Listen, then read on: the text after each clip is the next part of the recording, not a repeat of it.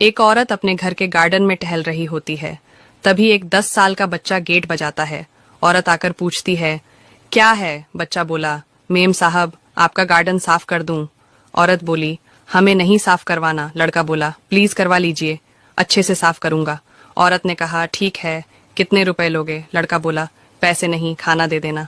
औरत ने सोचा शायद भूखा होगा। वह बोली, पहले खाना लो, फिर काम करना। बच्चा बोला, नहीं मेम साहब, काम के बाद खाना खा लूंगा, और अपने काम में लग गया।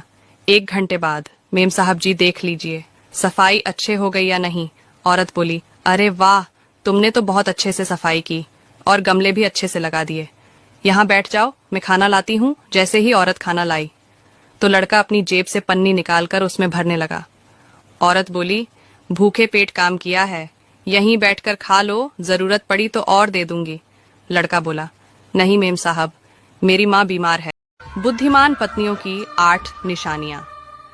नंबर 1, पति के अलावा किसी से उम्मीद नहीं रखती। नंबर 2, हमेशा अकेले रहना पसंद करती हैं।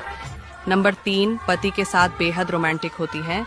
नंबर 4, हद से ज्यादा आलसी होती हैं। नंबर 5, हमेशा कुछ ना कुछ सोचती रहती हैं। नंबर 6, जरा सी बात पर इमोशनल हो जाती है। नंबर 7, इनको सोना हद से ज्यादा पसंद होता है। नंबर 8, पति के अलावा किसी के ऊपर विश्वास नहीं करती। और ऐसे ही पोस्ट के लिए पेज को फॉलो जरूर करें। सच कहते हैं कि औरत ही औरत की दुश्मन होती है। अगर दुनिया भर की माँ अच्छी है तो फिर सास में बुराई कैसे?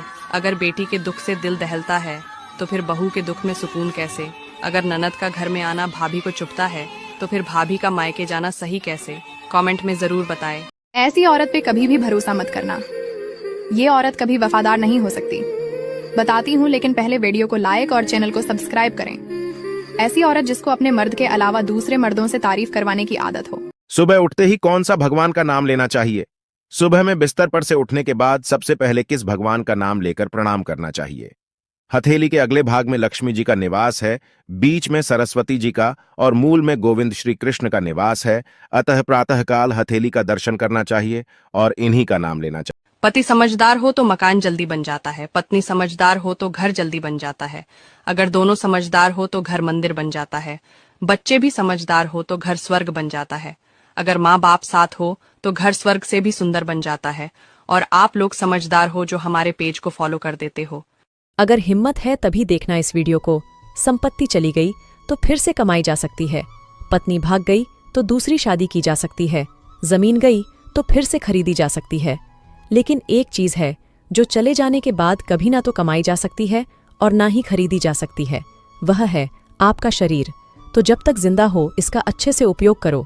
गलत काम करके इसे खराब मत करो, क्योंकि कई हजार जन्म लेने के बाद हमें ये मानव शरीर मिलता है। अगर मेरी बात से सहमत हो तो कमेंट बॉक्स में राइट टाइप करो।